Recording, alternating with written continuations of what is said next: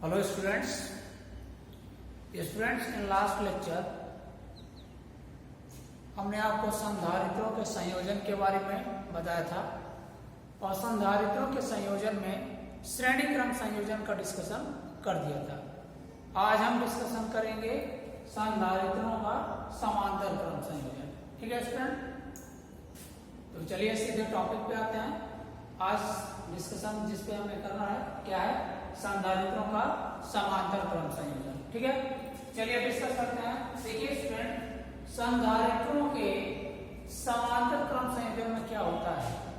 संधारित्रों के समांतर क्रम संयोजन में सभी संधारित्रों के पहली प्लेटों का संबंध एक बिंदु से तथा सभी संधारित्रों के दूसरी प्लेटों का संबंध दूसरे बिंदु से करके अंत में इन बिंदुओं का संबंध क्रमशः विद्युत स्रोत और पृथ्वी से कर देते हैं।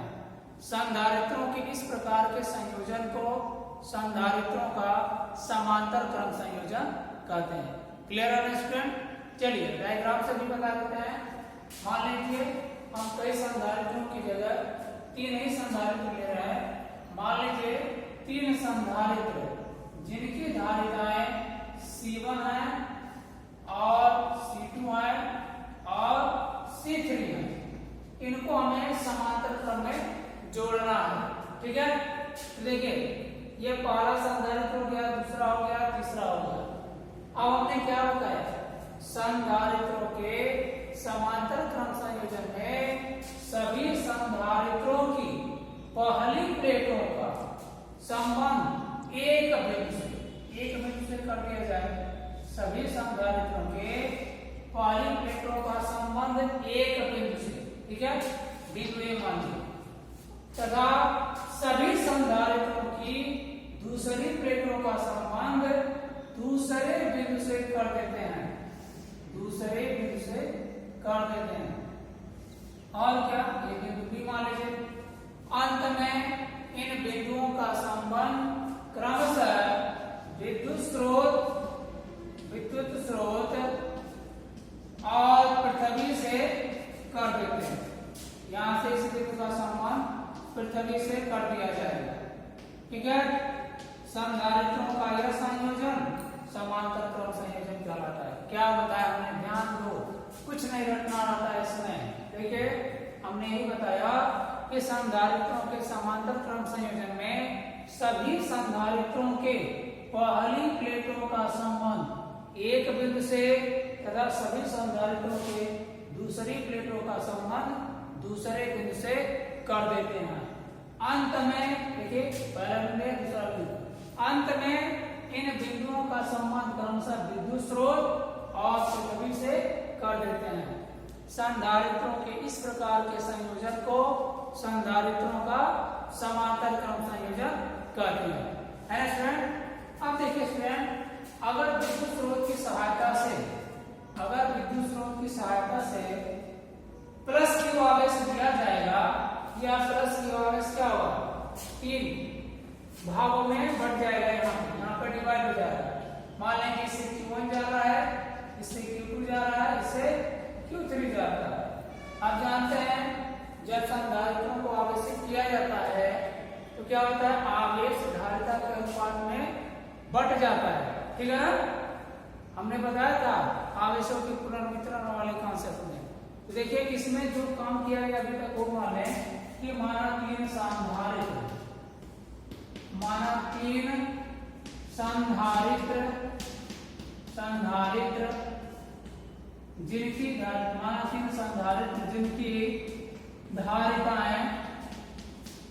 जिनकी धारिताएं C1, C2, C3 हैं को समांतर क्रम में जोड़ा गया है। समांतर क्रम में जोड़ा गया है। ठीक है, आगे यदि क्या होगा, माना विद्युत स्रोत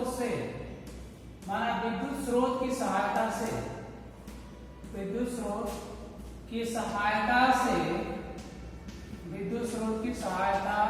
से बिंदु ए को प्लस क्यू आवेश दिया जाता है, प्लस क्यू आवेश दिया जाता है, तो यह आवेश क्या होगा? संधारित्रों के धारिताओं के अनुसार संधारित्रों के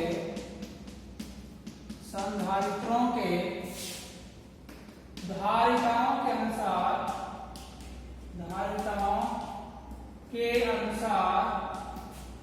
क्या होगा?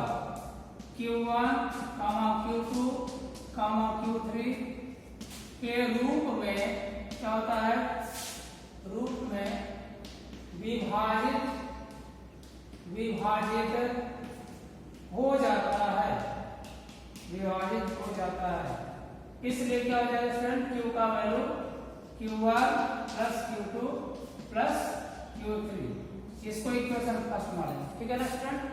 अब यहाँ से ये Q1 आया, यहाँ के इसके पहली प्लेट पे प्लस Q1 होगा, दूसरी प्लेट पे माइनस Q1, इसके पहली प्लेट पे प्लस Q2, इसके दूसरी प्लेट पे माइनस Q2, यहाँ पे प्लस Q3, यहाँ पे माइनस Q3। अब स्टूडेंट यदि संधारित्र के दोनों बिंदुओं के बीच, इस संयोजन के दोनों बिंदुओं के बीच विभवांतर कैपिटल V हो तो सभी संधारित्रों के प्लेटों के बीच स्थापित विभवांतर भी कैपिटल V होगा। क्यों? क्योंकि दोनों बिंदु A व B के बीच ही है, यानी क्या होगा? समांतर क्रम संयोजन में सभी संधारित्रों की प्लेटों के बीच जो विभवांतर होता है वो समान होता है। ये मान लिया जाए क्या? माना बिंदुओं A व B के बीच विभवांतर कैपिटल V है तो सभी संधारित्रों के प्लेटों के बीच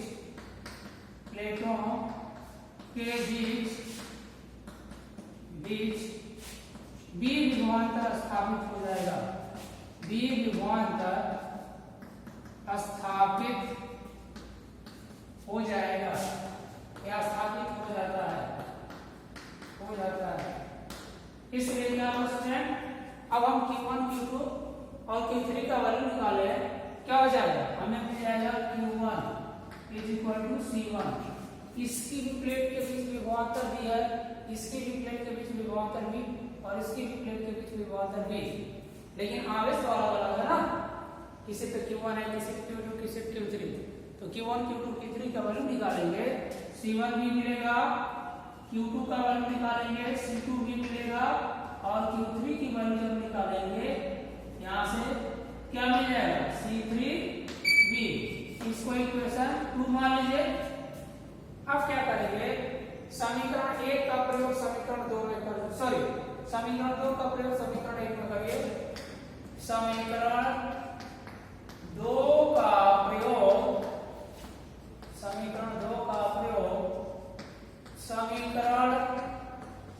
1 में करने पर क्या होगा इसमें?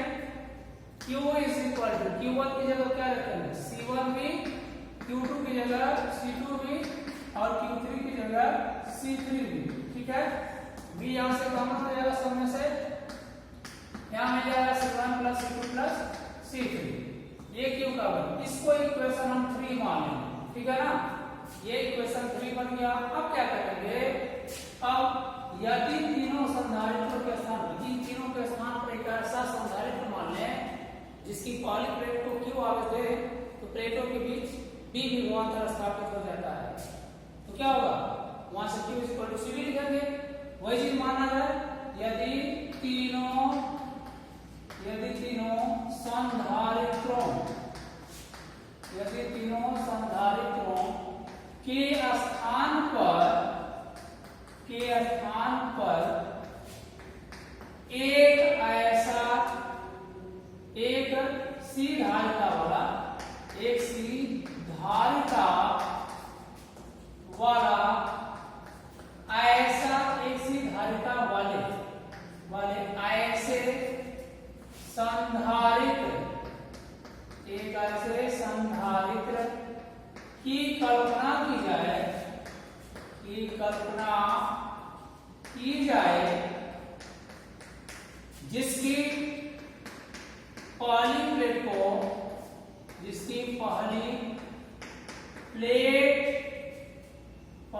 प्लेट को प्लस क्यू आवेश देने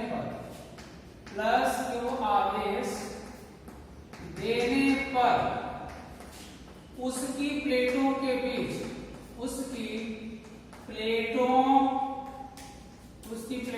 के बीच बी विभवांतर क्या है स्थापित हो जाता है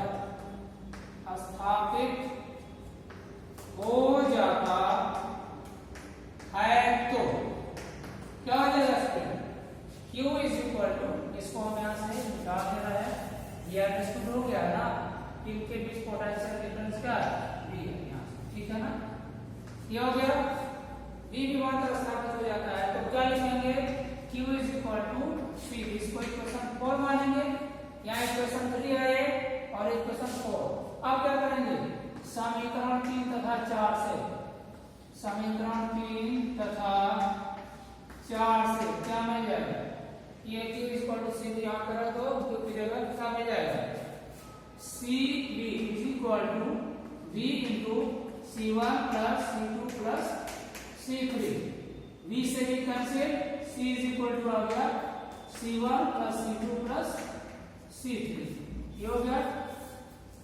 ये मिल गया संधारित्रों के समांतर क्रम संयोजन में सभी संधारित्रों के तुल्य धारिता का मान, ठीक है ना स्टूडेंट। क्या आया देखिए संधारित्रों के समांतर क्रम संयोजन में क्या है, सभी संधारित्रों की तुल्य धारिता का मान क्या होगा, सभी संधारित्रों की अलग अलग धारिताओं के योगफल के बराबर होता है। तो क्या बताया हमने ब्रीफ में, एक बार देखिए संयोजन में क्या बताया, संधारित्रों के समांतर क्रम संयोजन में सभी संधारित्रों की पहली प्लेटों का संबंध एक बिंदु से, जबकि सभी संधारित्रों की दूसरी प्लेटों का संबंध दूसरे बिंदु से कर देते हैं। अंत में इन बिंदुओं का संबंध क्रमशः विद्युत स्रोत और पृथ्वी से कर देते हैं। संधारित्रों के इस प्रकार के संयोजन को संधारित्रों का समांतर क्रम संयोजन कहते हैं, ठीक है ना। हमको ये लास्ट में ये पूरा सॉल्व करने के बाद, पूरा डिराइव करने के बाद लास्ट में जो वैल्यू मिला है, क्या मिला है, इससे हम ये निष्कर्ष निकालते हैं कि संधारित्रों के समांतर क्रम संयोजन में सभी संधारित्रों की तुल्य धारिता उन संधारित्रों की अलग अलग धारिताओं की योगफल के बराबर होती है ना स्टूडेंट। ये टॉपिक क्लियर हो गया, कंप्लीट हमने समझा दिया। बाकी न्यूमेरिकल पे बेस्ड हम वीडियो बना के आपको सेंड कर देंगे कि कैसे क्वेश्चन इस पे बेस्ड सॉल्व करते हैं। ओके स्टूडेंट, तो आज के लेक्चर में बस इतना, बाकी नेक्स्ट लेक्चर में हम नेक्स्ट टॉपिक के साथ डिस्कस करते हुए मिलेंगे आपसे। Okay students.